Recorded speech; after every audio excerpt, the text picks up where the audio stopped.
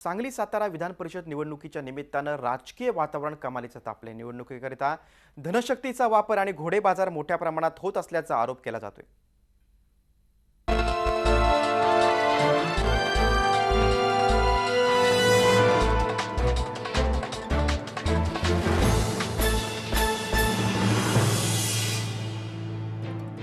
सांगली सातारा विधान परिषद निवडणुकीत कमालीची चुरस निर्माण झाली आहे। अर्ज मागे घेण्याच्या तारखेआधीच धनशक्तीचा वापर आणि घोडे बाजाराचे आरोप प्रत्यारोप होऊ लागले आहेत। खर्चिक निवडणूक लक्षात घेत जवळपास सर्वच पक्षांनी सदन उमेदवारच उभे केले आहेत। विशेष म्हणजे स्थानिक स्वराज्य संस्थांमधल्या या विधान परिषद निवडणुकीत पालिका नगरसेवक आणि जिल्हा परिषद सदस्य मतदान करतात।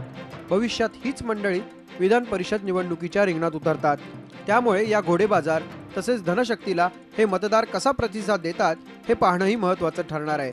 दरम्यान किंग आणि किंग मेकर आपणच असणार असा दावा भाजप खासदार संजय काका पाटील यांनी केलाय। पुढची दिशा या दृष्टिकोनातून काय असेल रणनीती हे सगळे आम्ही बसून त्या दृष्टीने वर चर्चा करून त्यांच्याशी सगळी चर्चा करून आम्ही ठरवू। आणि आमच्याकडे सुद्धा संख्या आहे, आम्हाला घेतल्याशिवाय कुणाचंच पूर्ण होत नाही एवढं आमचं संख्याबळ निश्चित आहे, कारण तुम्ही अनुभवलेलं आहे। दोघांचं प्रबळ युद्ध चालू आहे। एक राष्ट्रवादी काँग्रेस आणि काँग्रेस दोघांचाही पैशाचा खेळ चालू आहे आणि मतदाराला पैशाने घेण्याचा हा धंदा या जिल्ह्यामध्ये मांडलेला आहे। ज्या जिल्ह्याला एक चांगली परंपरा होती दादा राजाराम बापूची, ती परंपरा धुळीस मिळण्याचं काम इथले दोन्ही पक्ष करत आहेत। काँग्रेस नेत्यांच्या अति आत्मविश्वासामुळेच आघाडी तुटली। आम्ही नेहमीच काँग्रेस सोबत आघाडीसाठी प्रयत्नशील असतो, मात्र काँग्रेस अनुकूल नसतं अशी टीका राष्ट्रवादीचे नेते जयंत पाटील यांनी केली आहे।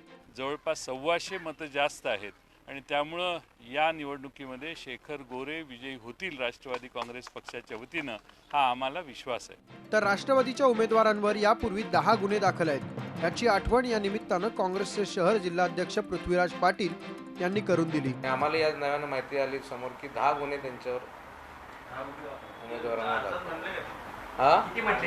त्यांनी कबूल केले की त्यांच्या अर्जाने, स्वतःच्या अर्जातच। आम्हाला माहित नव्हतं, आज ते छाननीतनं समोर। ग्रामपंचायत निवडणूक ते लोकसभा निवडणूक सगळ्याच निवडणुकात पैशांचा वापर होतो हे उघड गुपित आहे। त्याला ही विधान परिषद निवडणुकीही अपवाद नाही।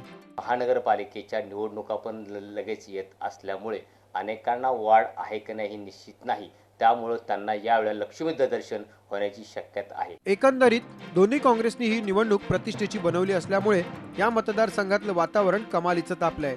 रवींद्र कांबळेसह कैलासपुरी, झी मीडिया, सांगली आणि पुणे। झी 24 तास रहा एक पाऊल पुढे।